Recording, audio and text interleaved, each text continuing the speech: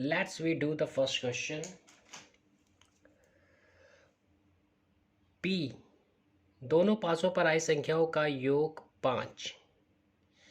तो अब हम देखिए 1 और 4 मिलके 5 बना रहे हैं टोटल योग, 2 और 3 मिलकर 5 बना रहे हैं, 3 और 2 मिलकर 5 बना रहे हैं, 4 और 1 मिलकर 5 बना रहे हैं।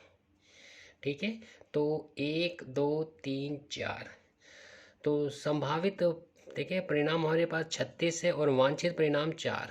तो 4 को ऊपर लिख दिया और 36 को नीचे लिख दिया।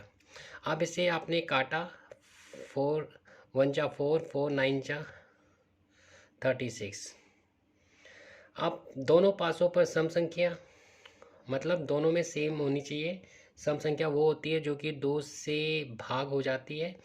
तो 2 2 2 4 2 6 4 2 4 4 4 6 6 2 6 4 6 6। तो कुल मिलाकर 1 2 3 4 5 6 7 8 9। तो हमारे पास 9 ऐसी संख्याएं हो गई दोनों पासों पर, जिन देखिए जो सम संख्या है। तो टोटल है 36। तो इसे फिर आपने सिंपलेस्ट फॉर्म में लिखा, तो 9 1 जा 9, 9 4 जा 36। प्रत्येक पासे पर एक अभाज्य संख्या। ठीक है, अभाज्य संख्या वो होती है जो कि सिर्फ अपने ही पहाड़े में आती है और किसी के पहाड़े में नहीं आती, और एक को हम इसमें काउंट नहीं करते। तो 2 2 2 3 2 5 3 2 3 3 3 5 5 2 5 3 5 5। तो ये आपके पास हो गई। देखिए प्रत्येक पासे में एक अभाज्य संख्या है। तो इनके टोटल नंबर कितने हैं? 1 2 3 4 5 6 7 8 9। तो 9 ऊपर आ जाएगा और टोटल 36 नीचे। फिर से सिंपलेस्ट फॉर्म में लिखा तो 1/4। ठीक है, क्वेश्चन नंबर 4 इसका, दोनों का कुल योग 9 या 11।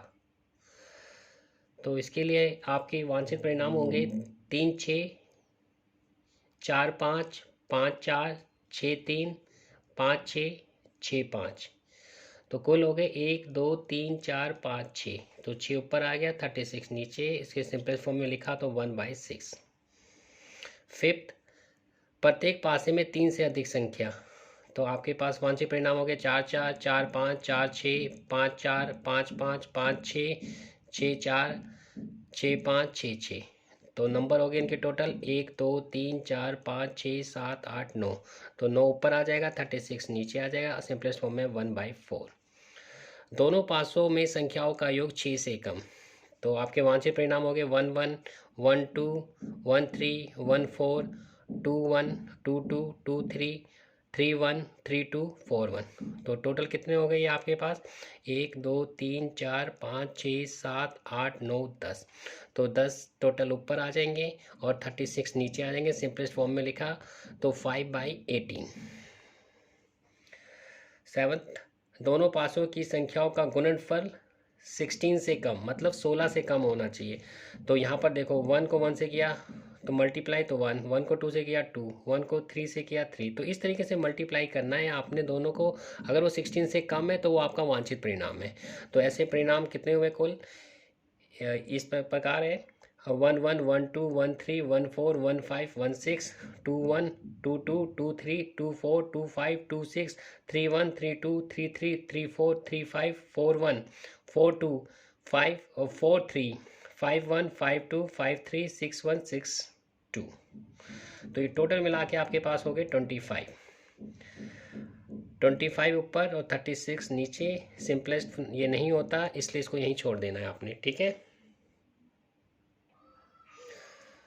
क्वेश्चन 8, दोनों पासों में विषम संख्याएं 1 1 1 3 1 5 3 1 3 3 3 5 5 1 5 3 5 5। तो टोटल होगी 1 2 3 4 5 6 7 8 9। तो 9/36 सिंपलेस्ट में 1/4। नाइन्थ, किसी पर समान संख्या नहीं हो, यानी डबलेट ना हो। तो ऐसी संख्या हो गई इनडायरेक्टली, ये आपका हम इसको वैसे निकालेंगे कॉम्प्लीमेंट्री से कि पहले हम दोनों साइड में सेम नंबर हो उसकी निकाल लेते हैं, फिर 1 में से माइनस कर देंगे।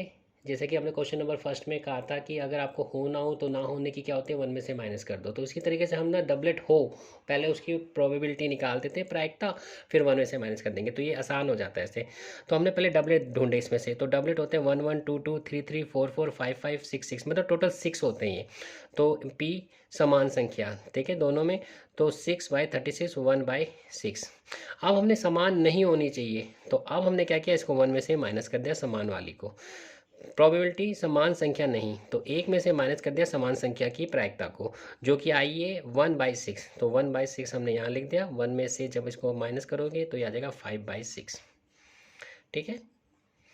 अब आता है हमारा क्वेश्चन नंबर 5, जिसमें 2 सिक्कों को उछाला जाएगा और आपसे पूछा जाएगा पहले में कम से कम एक चिट हो, दोनों पट हो, कोई भी पट नहीं हो, ठीक है।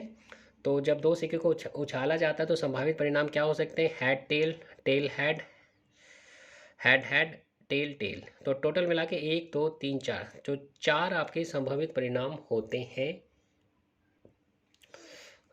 पहले कम से कम एक चिट, तो आपके पास है क्या, TH HT HH, तो टोटल 1 2 3, तो 3/4। दोनों पटो मतलब दोनों टेलो, तो एक ही होता है ऐसा, तो 1/4। कोई भी पट ना हो वो तो मतलब HH एक ही होता है, तो 1/4। अब क्वेश्चन नंबर 6 आता है, जिसमें कि आप 3 सिक्कों को उछालोगे और आप एक चिट, 2 चिट, सभी चिट, कम से कम एक चिट और एक पट की प्रायिकता निकालनी है आपने इसमें।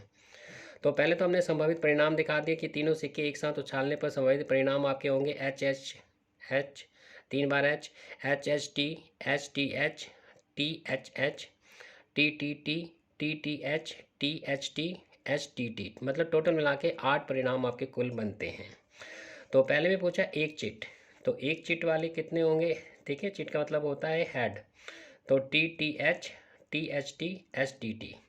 तो ये वाले जो आपको दिखा रहे हैं कि ये कौन से, ये वाले, इस ये और ये तीनों में एक चिट आया, मतलब एक हेड आया हुआ है, तो टोटल कितने हो गए, 3, ठीक है। यहाँ आपको दिखा रखा है 3/8।